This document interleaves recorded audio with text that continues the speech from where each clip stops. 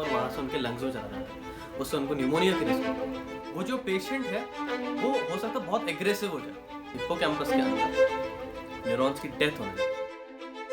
Welcome back everyone. आज की इस वाली वीडियो में अपन भूलने की बीमारी यानी अल्जाइमर्स डिजीज और कुछ और उससे रिलेटेड डिजीज पे डिस्कशन करेंगे। एल्डरली जो पेशेंट्स हैं उनमें भूलने की समस्या यानी कि भूलने की बीमारी सबसे कॉमनली अल्जाइमर्स डिजीज से होती है, लेकिन इसके अलावा और भी रीजंस है। फॉर एग्जांपल एक बीमारी होती है जिसको हम कहते हैं वैस्कुलर डिमेंशिया।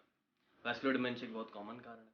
इसके अलावा भी 2-3 कारण होते हैं, but majorly 60 to 70% of the patients जिनमें भूलने की बीमारी है उनको अल्जाइमर्स डिजीज होता है। देखिए, अल्जाइमर्स डिजीज जो है वो एक इन्फेक्शियस डिजीज की जैसे नहीं है कि कल किसी को हुई, कल किसी को उसके पैथोफिजियोलॉजी शुरू हुई और आज उसके सिम्टम्स आ गए। ऐसा नहीं होता। होता क्या है कि धीरे धीरे धीरे ब्रेन के अंदर कुछ सब्सटेंसेस के अक्यूमुलेशन की वजह से एक कंडीशन प्रेजेंट करती है। इसमें लगभग 1-2-3 साल का समय लगता है। 1 से 3 साल का समय लगता है इसके इनिशिएशन और इसके सिम्टोमेटिक प्रेजेंटेशन। यानी कि अगर किसी को आज अल्जाइमर्स डिजीज डायग्नोज हुई है तो उसका डेवलपमेंट आज से 1 से 3 साल पहले शुरू हो चुका। अब बात करते हैं इसके सिम्टम्स के बारे में। अल्जाइमर्स डिजीज के सिम्टम अगर मैं आपको बताऊं तो पहला जो कि सबसे कॉमन सिम्टम है, भूलना। अब यहाँ पे पॉइंट ये आता है कि इंसान के भूलने का पैटर्न क्या है। देखिए, भूलने के भी पैटर्न होते हैं। या तो इंसान को पुरानी मेमोरीज याद नहीं है, यानी कि अगर कोई 65 साल का बुजुर्ग आदमी है उसको हो सकता है अपना बचपन याद ना हो। ऐसा अल्जाइमर्स डिजीज में नहीं होता। अल्जाइमर्स डिजीज में एंटीरोग्रेड एमनीशिया होता है। इसका मतलब ये है कि आगे का नए इवेंट्स उनको याद रहना मुश्किल होता है।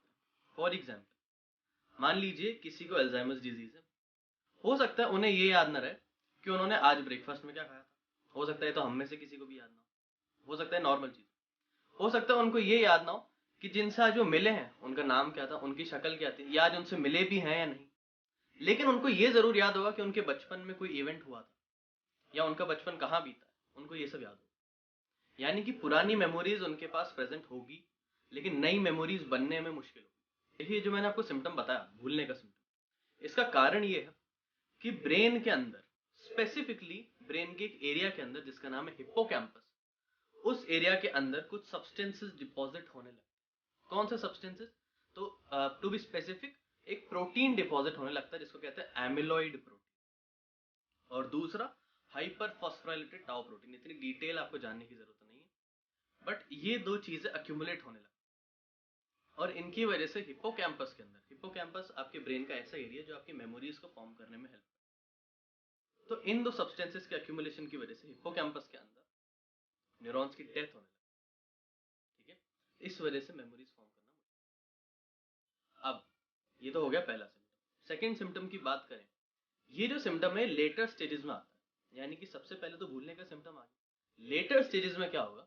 लेटर स्टेजेस में ये होगा कि जो पेशेंट है उसके पर्सनैलिटी में चेंज आने लगेगा। फॉर एग्जाम्पल, कोई पेशेंट बहुत ही शांत स्वभाव का था, बहुत ही फ्रेंडली नेचर का था, काइंड नेचर का था, धीरे धीरे धीरे अल्जाइमर्स डिजीज की वजह से वो जो पेशेंट है वो हो सकता है बहुत एग्रेसिव हो जाए, या हो सकता है पेशेंट डिप्रेस्ड हो जाए, सैड हो जाए। जो बहुत जॉयफुल पेशेंट था हो सकता है वो सैड हो जाए, या बहुत एग्रेसिव हो जाए, गुस्से वाला हो जाए, गुस्से से बात करने लगे हर किसी से। ये सब हो सकता है, पर्सनैलिटी में बदलाव देखने को मिलेगा। तीसरा सिम्टम, ये जो सिम्टम है ये सबसे लेट स्टेज में आना शुरू होता है। ये है फंक्शनल चेंजेस देखने को मिलते हैं, यानी कि ब्रेन फंक्शन जो है वो इम्पेयर होने लगता है। बेसिकली ब्रेन के जो एकदम अंडरलाइंग फंक्शंस है, एकदम जो प्रिमिटिव फंक्शंस है वो जाने लगते हैं। फॉर एग्जांपल, स्वॉलोइंग, निगलना हो सकता है पेशेंट को मुश्किल हो जाए। इस वजह से क्या होता है, कई बार कई पेशेंट्स होते हैं जो खाना निगल रहे होते हैं, पानी पी रहे होते हैं, वो उनके फूड पाइप में जाने की जगह ट्रेकिया में चला जाता है, यानी कि उनके विंड पाइप में चला जाता है और वहाँ से उनके लंग्स में चला जाता है। उससे उनको न्यूमोनिया की रिस्क होती है। इसको कहते हैं हम डिस्फेजिया। तो डिस्फेजिया की समस्या देखने को मिल सकती है। हो सकता है फेशियल पैरालिसिस हो जाए, हो सकता है बॉडी में पैरालिसिस हो जाए, चलना मुश्किल हो जाए। हो सकता है अल्जाइमर्स की वजह से पार्किंसंस डिजीज हो जाए। पार्किंसंस डिजीज क्या होता है, अगर आप जानना चाहते हैं तो आप मेरे को कमेंट्स में बता दीजिए, उसके ऊपर मैं एक डिटेल वीडियो बना दूंगा। बट पॉइंट पर आते हैं कि कई पेशेंट्स के अंदर अल्जाइमर्स की वजह से भी पार्किंसंस हो सकता है, एंड वाइस वर्सा, कई पेशेंट्स में पार्किंसन की वजह से भी अल्जाइमर्स हो सकता है। ठीक है, ये मेजर सिम्टम्स थे अल्जाइमर्स डिजीज के। बात करते हैं इसके प्रिवेंशन के बारे में। देखिए, अल्जाइमर्स डिजीज जो है उसका प्रिवेंशन जो है डेफिनेटली पॉसिबल है।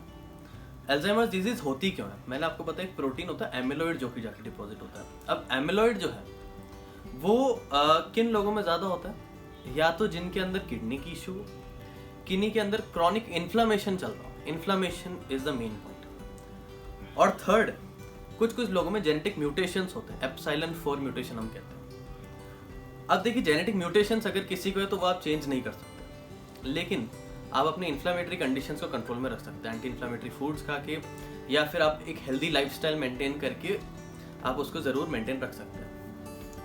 सेकेंड, जिन पेशेंट्स को डाउन सिंड्रोम है, डाउन सिंड्रोम एक बीमारी है जो कि काफ़ी कॉमन है हमारे देश में, और हो सकता है आप किसी को जानते हो जिसको डाउन सिंड्रोम है, उनके रेगुलर चेकअप्स होना बहुत ज़रूरी है, क्योंकि डाउन सिंड्रोम के पेशेंट में, डाउन सिंड्रोम एक जेनेटिक डिजीज़ है, क्रोमोसोमल एबनॉर्मेलिटी। वो जो डाउन सिंड्रोम है उन पेशेंट्स में ये जो बीमारी है हो सकता है 65 में ना आके 50s में आ जाए, 40s में आ जाएंगे। हो सकता है किसी डाउन सिंड्रोम के पेशेंट को ये 40 की एज में प्रेजेंट करे, 50 की एज में प्रेजेंट करे, उनको जल्दी आ जाती है, तो उनके रेगुलर चेकअप्स बहुत इंपॉर्टेंट है। तो सेकंड पॉइंट ऑफ प्रिवेंशन में स्पेसिफिकली उनके लिए जिनको डाउन सिंड्रोम है। थर्ड, स्मोकिंग, हाइपरटेंशन और ग्लूकोज यानी कि आपकी डायबिटीज, इन तीनों को कम रखना बहुत इंपॉर्टेंट है। अगेन बात वही है कि इन्फ्लामेटरी रिएक्शंस ट्रिगर करती है आपकी बॉडी में, और वो जाके आपकी ब्रेन को अफेक्ट करते हैं। फिफ्थ, आप हेड पे ट्रॉमा को प्रिवेंट करें। ट्रॉमा से मेरा मतलब चोट लगना। अगर किसी को बार बार चोट लगती है तो उसको प्रिवेंट करें। कई लोगों को विजन के इश्यूज होते हैं, हो सकता है उनको दिखता प्रॉपर्ली नहीं है, इसलिए बार बार उनका हेड भिड़ता है इधर उधर, सर भिड़ता है इधर उधर, तो उनके विजन का इलाज करें। आपके पेरेंट्स हैं, आप किसी को जानते हैं एल्डरली है जिनका हेड बार बार भिड़ता है, तो उनका एक बार विजन जांच कराएं, विजन की जांच कराएं। देखिए अब बात करते हैं इसके ट्रीटमेंट के बारे में। मैंने आपको बताया कि अल्जाइमर्स डिजीज में हिप्पोकैम्पस नाम के एरिया में न्यूरॉन्स का लॉस होता है। अब हिप्पोकैम्पस में एक न्यूरोट्रांसमीटर होता है जिसको हम कहते हैं एसिटाइल कोलिन। इतना डिटेल में आपको याद रखने की जरूरत नहीं है चीज़ों को, आप समझने के लिए ऐसा समझ सकते हैं कि एक केमिकल है जो कि कम होने लगता है, क्योंकि न्यूरॉन्स कम हो रहे हैं, उस केमिकल को बनाने वाले सेल्स कम हो रहे हैं। अब हम क्या करते हैं, कुछ ऐसी दवाइयाँ देते हैं जिससे उस केमिकल का लेवल बढ़ जाए। तो for example acetyl choline esterase inhibitor एक क्लास ऑफ ड्रग है, हम वो देते हैं, but please do not self medicate. ये खुद से ना ले दवाइयाँ। अगर आपको लग रहा है आपको भूलने की समस्या है तो प्लीज़ ऐसा ना करें कि खुद से दवाइयाँ ले लें, कभी नहीं करें। अल्जाइमर्स डिजीज़ के अंदर सबसे इंपॉर्टेंट पॉइंट आता है, अल्जाइमर्स डिजीज़ को आगे बढ़ने से रोकना सबसे इंपॉर्टेंट है, उसका प्रोग्रेशन रोकना सबसे इंपॉर्टेंट है। इसलिए पेशेंट की लाइफस्टाइल करेक्शन, पेशेंट के अगर कोई मेंटल चेंजेस हो चुके हैं ऑलरेडी तो उसको स्टैग्नेट करना बहुत ज़रूरी है। उसको हम लाइफस्टाइल चेंजेस से कर सकते हैं। कुछ ड्रग्स होते हैं जो कि फ्री रेडिकल फॉर्मेशन को कम करते हैं, यानी कि रिएक्टिव सब्सटेंसेस जो बनते हैं ब्रेन में, उन सब्सटेंसेस का लेवल कम करते हैं या बनने ही नहीं देते। ऐसे ड्रग्स हम प्रिस्क्राइब कर सकते हैं, ऐसे फूड्स हम दे सकते हैं, और ऐसे प्रैक्टिसेस हम कर सकते हैं। कई लोग हम योग रिकमेंड कर सकते हैं, कई लोग हम ब्रीदिंग एक्सरसाइजेस रिकमेंड कर सकते हैं। बहुत सारी चीज़ें हैं इसके प्रोग्रेशन को रोकने के लिए। देखिए अब लास्ट पॉइंट जो मैं अपनी तरफ से आपको देना चाहूँगा, अगर आपको लगता है आपको भूलने की बीमारी हो रही है, अगर आपको लगता है आपके घर में किसी को समस्या और वो 65 एंड अबव है, तो आप प्लीज़ उनको इमीडिएटली डॉक्टर के पास लेके जाइए, ट्रीटमेंट लीजिए इसका।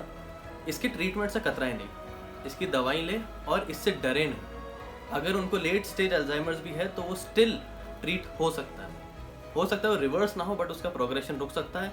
अगर किसी पेशेंट को है तो उनका लाइफ स्पैन इंक्रीज हो सकता है। इससे डरे नहीं, इसकी दवाई लें। धन्यवाद।